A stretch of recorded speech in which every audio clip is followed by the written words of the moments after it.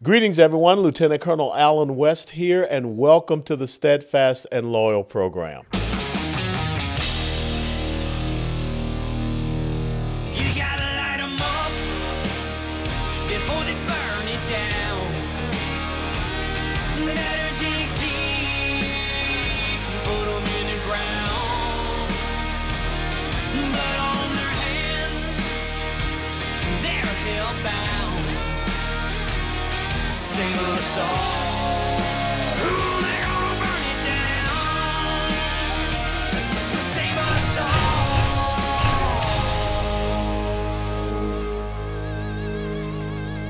before they burn it down.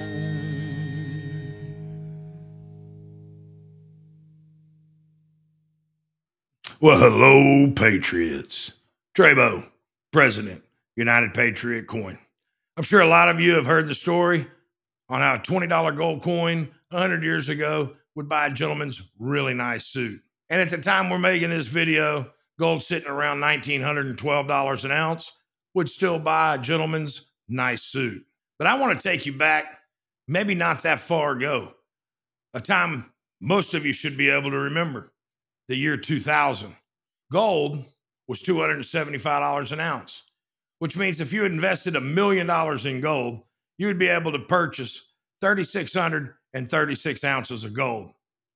Patriots today at roughly $1,912 an ounce, that would be worth $6.9 million today. Just another way to encourage you to be your own bank. Stay safe, be prepared, Patriots.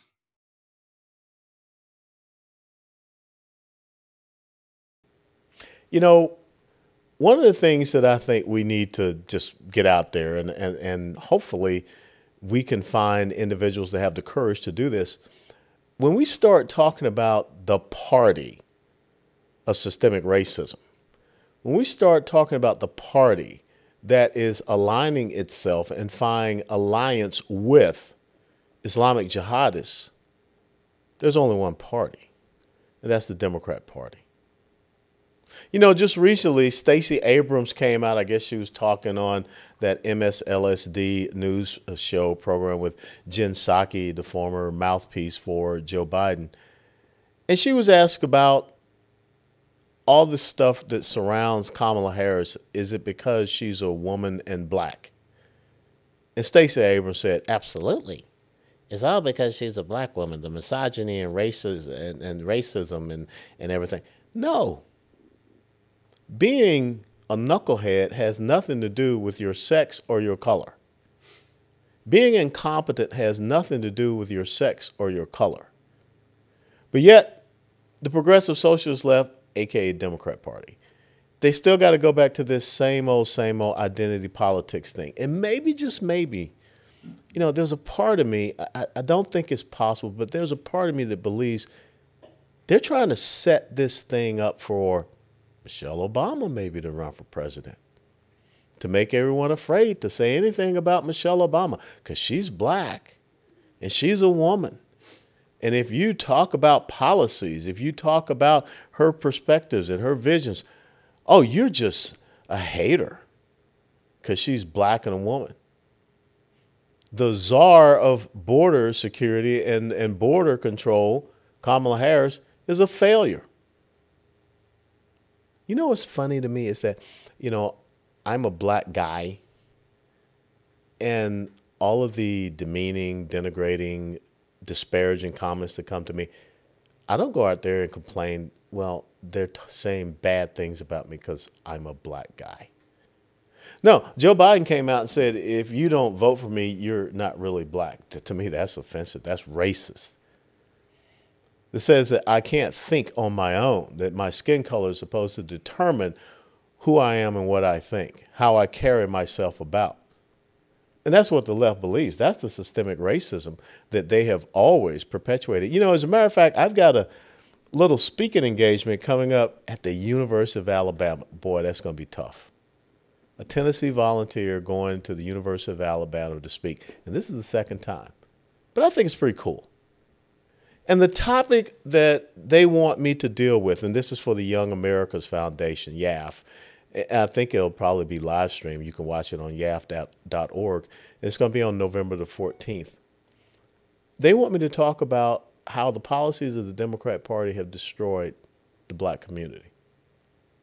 I mean, I could go on for like 2 days, but I'm going to be able to condense this into a 35, 40-minute discussion presentation, then open it up to questions and answers. And I can't wait. I just hope there's one idiot progressive socialist is going to stand up there and try to challenge me on that. Because I'm going to talk fact.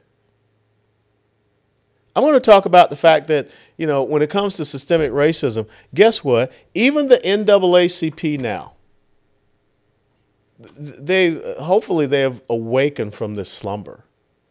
Hopefully they're not going to go out there and start talking about, you don't like the vice president because she's black.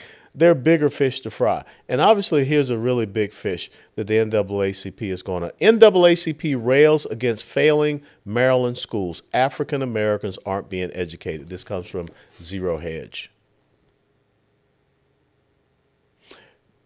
An incredible trend.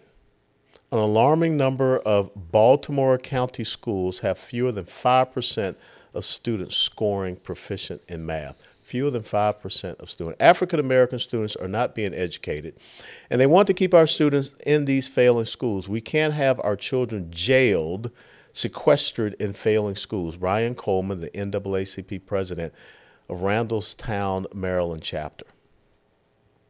Here's the deal. Coleman looked at a recent survey of 700 of his members. Low test scores were reflected in the survey. 86% of the respondents believe that their students should have access to high-achieving impact magnet schools. 52% of their respondents are in favor of using per-pupil funds or monies to be used for private schools. 51% of respondents are in favor of charter schools. 30% of respondents are in favor of vouchers.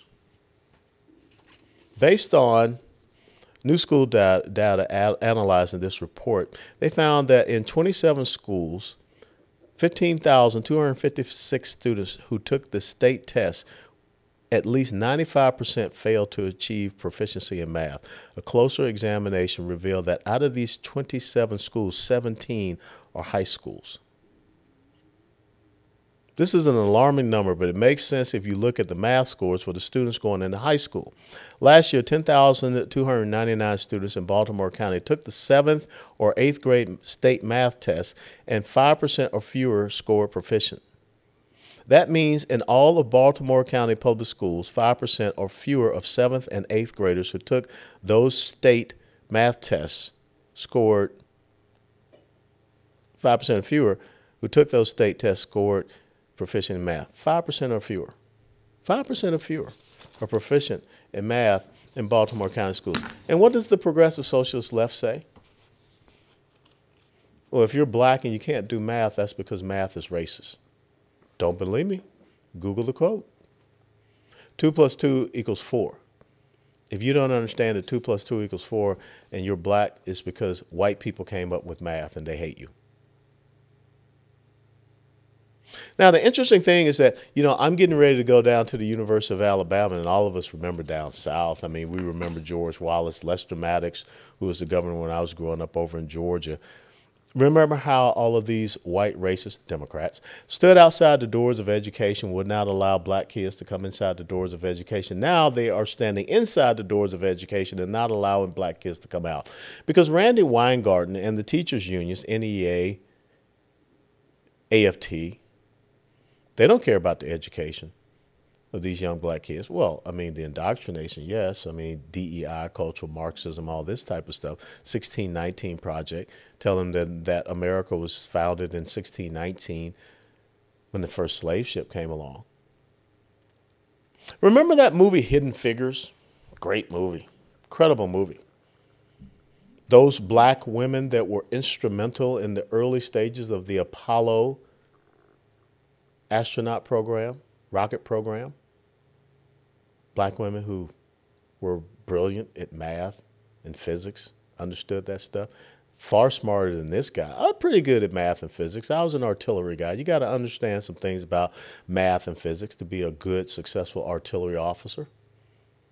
But these women, who many went on to work with IBM and whatever, they figured out how to send a guy in a rocket out there into space, in orbit, and successfully bring him back. And oh, by the way, I had nothing to do with racism. They were competent. But now we have allowed the progressive socialist left to come in and leverage this whole thing, which they've always done, with their soft bigotry of low expectations. Now, maybe, just maybe, because what just was revealed in Baltimore County can be replicated in many major urban population counties across the United States of America, where you see a preponderance of a black population. Here in Dallas County, I mean, I'm sure. Houston, Harris County, I'm sure. Atlanta, Fulton County, I'm sure. Washington, D.C., Detroit, Chicago, where black kids are murdering themselves off the chart. But that's not what the left wants to talk about. That's not what Stacey Abrams wants to talk about. Stacey Abrams is out there talking about how if you criticize the vice president for her incompetency and her lack of, being able to deliver a coherent speech or thought, you do that because you don't like her because she's black and a woman. And I'm starting to believe that, this is laying the foundations for a Michelle Obama. Because they can't run a person that is so unpopular. And you know what? Kamala Harris was so unpopular that she dropped out of the presidential race back in 2020 before the first primary. Now, are Democrats racist and sexist because they didn't support her and vote for her in the early stages? I mean, not even vote for her. She dropped out before the first primary, so they ain't even show support for her. Democrats don't even support this person. Does that have to do something with racism and sexism? No, everyone just recognizes an incompetent person. But that's not what the Democrats want to do. The Democrats want to focus on their version of systemic racism, which is telling you that if you don't lower your standards, if you're not part of this cultural Marxism, then you're a racist. So, and I just think that's insane. So Kamala Harris is not the black woman that they can have on the ticket in 2024. But the black woman that they believe they can have on the ticket is someone they think is more popular. I don't think we want Barack Obama back in the White House. But he never really left the White House, as a matter of fact. I think he's still the puppet master for Joe Biden. And so he'll be the puppet master for his own wife. And Valerie Jarrett will be right back. And Susan Rice, the whole cast of characters. And so we've got to move beyond this smokescreen that the left is putting up there. Because either you're competent or you're not. Has nothing to do with skin color. Has nothing to do with your gender. Or your confusion about your gender. It's just whether or not you can perform and do the job.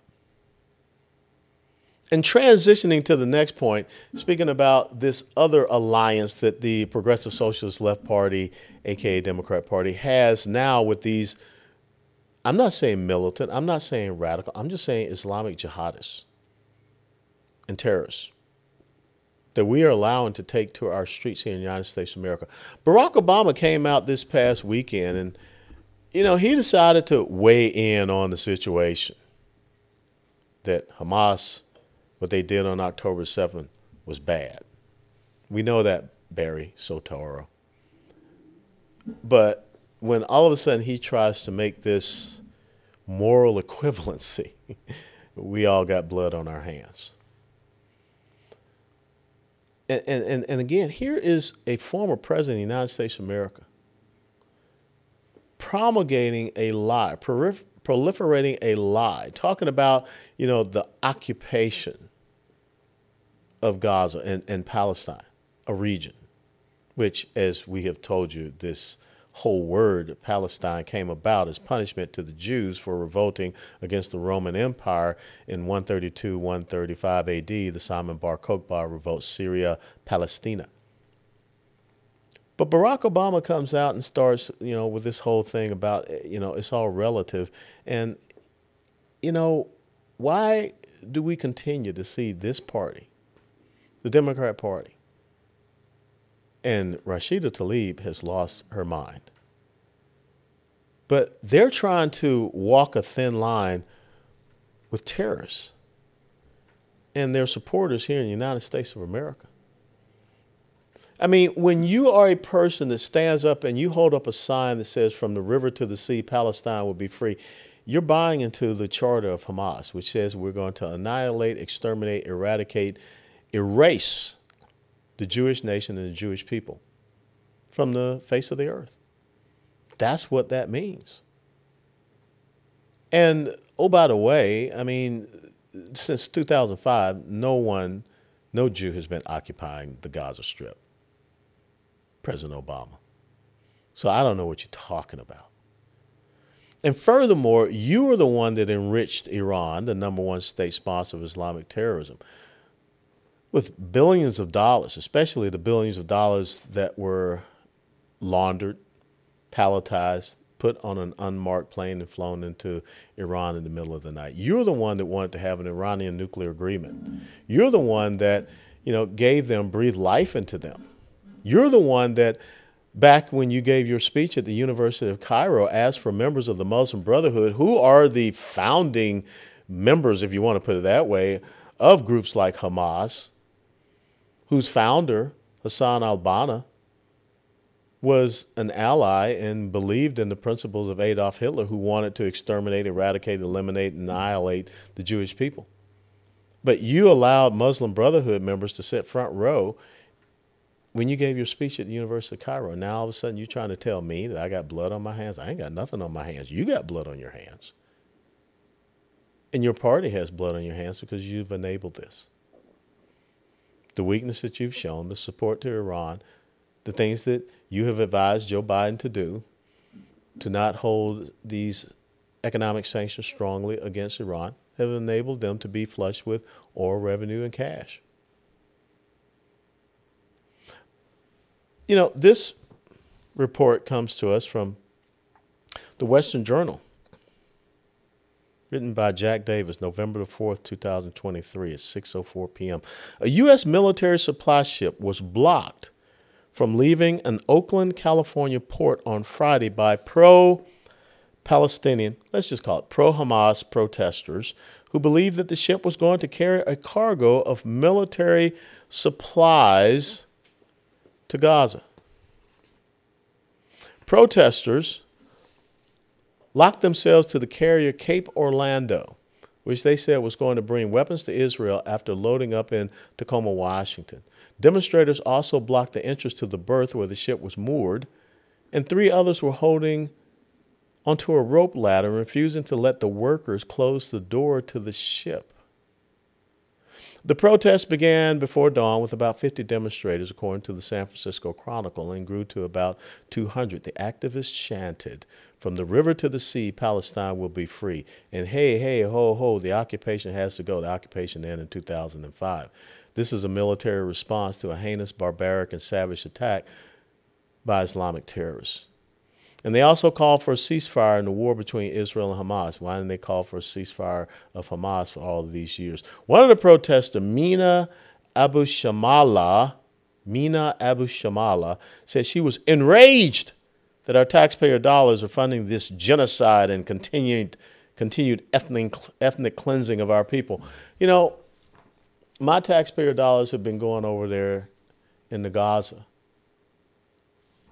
for humanitarian aid and assistance and all this stuff for quite some years. They haven't invested in better living conditions or better hospitals or anything. Gaza Strip sits on the Mediterranean. That could be a beautiful tourist location. But instead, what Hamas has done, they took over the Gaza Strip soon after the 2005 withdrawal of the Israelis. They have taken all of this billions upon billions, maybe trillions of dollars now, that we've thrown to them, and they built tunnels. They built fortified facilities underneath hospitals, in and around schools, you name it. They've purchased rockets and missiles, things of this nature. That's the whole purpose of what Iran does, the number one state sponsor of Islamic terrorism. And all of a sudden, you know, these people are taken to the streets and blocking a U.S. military supply ship. Hey, folks, that's aiding and abetting terrorist organization, providing material support and comfort to a terrorist organization. That's a violation of U.S. statute, code, and law. And then also this past weekend, we had a whole bunch of these same people, pro-Hamas terrorist group supporters, the same terrorist group that killed 31 Americans on October the 7th, 2023, that is holding Americans hostage. They were chanting and marching outside of the White House. There's still bloodstained hands all over the fence outside the White House. Some of them tried to scale the fence of the White House. Why weren't they shot? I mean, if Alan West tried to scale the fence outside the White House, I guarantee you, if I had a cafe around me, you couldn't see my face, I'd get popped. Different rules out there. And once again, they were shouting, Allahu Akbar. We know what that means. That's what the terrorists were shouting when they were murdering and gunning down innocent Israelis, like those young people at that music festival. From the river to the sea, Palestine will be free. There are, signs outside our White House calling for the extermination, the annihilation of an entire race of people. Where are the voices in the Democrat Party? They got a serious problem right now. And it's so funny that people are talking about, well, President Biden is losing support in the Muslim community in Michigan, and that's a critical battleground state. So the politics to the Democrats is more important than standing up against a terrorist organization that killed Americans. That's the Democrat way. Ashley Babbitt was the only person that was killed on January 6th in the Capitol building. Nobody was shot when these pro-Hamas supporters took over the Cannon House office building. Nobody was shot when these pro-Hamas supporters went, as I just read, blocked a U.S. military ship from leaving an Oakland, California port. I mean, that's something you would think would happen in Yemen or some of these other Middle Eastern countries. No, it happened right here in the United States of America. Nobody was shot when they were up there trying to scale the fence, scale the wall, and gain access to the White House. Pro-Hamas Islamic terrorist group supporters, an organization that just killed 31 Americans, still holding Americans hostage, not allowing Palestinian Americans to leave Gaza. You want to talk about being humanitarian.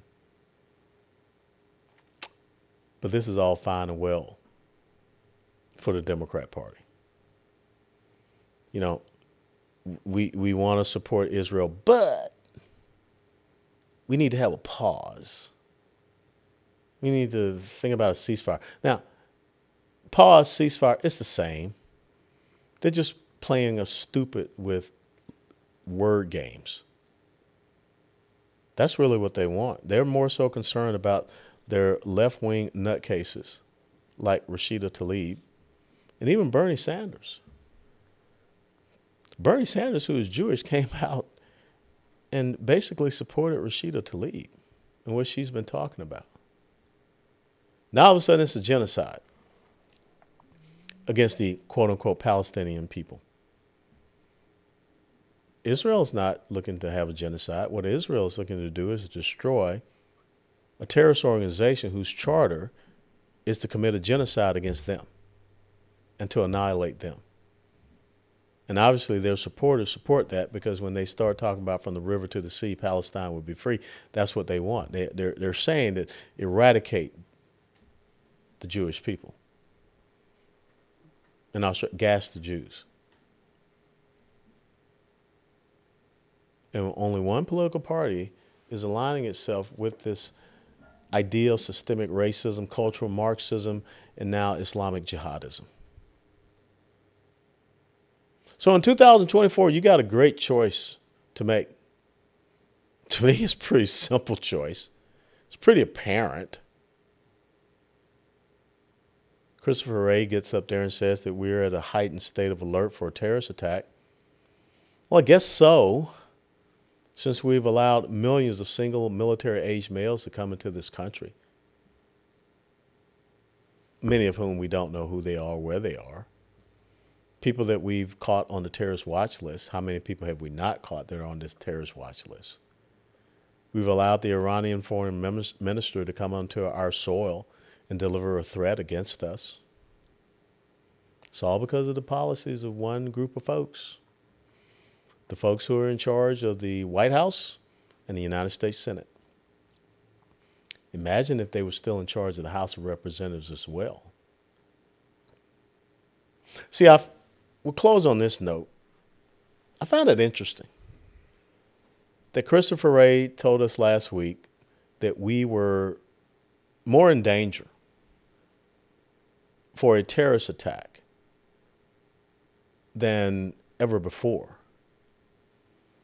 But yet, parents who show up at a school board meeting are labeled as domestic terrorists. A group like Moms for Liberty is labeled a hate group. His FBI is infiltrating the Catholic Church, and pro-life advocates are having raids against their house because they're pro-life. But yet the people that are out there carrying signs in support of a annihilation of a sovereign state and this entire race of people just because they exist, well, that's not terrorism. That shouldn't be investigated. We're going to allow them to block a U.S. military supply ship in the United States of America. And if you did not see, here's the mentality of the progressive socialist left. They think that people that support America first, make America great policies, and Christians are a bigger threat to the United States of America than Hamas. You don't believe me? That was the headline for a story that was written and posted by Salon magazine. That's who the progressive socialist left is. They're cultural Marxists. They're abhorrent leftists. And they have an unholy alliance with Islamic jihadists and terrorists. And the only way this country survives all of this is that you must be steadfast and loyal. Before they burn it down.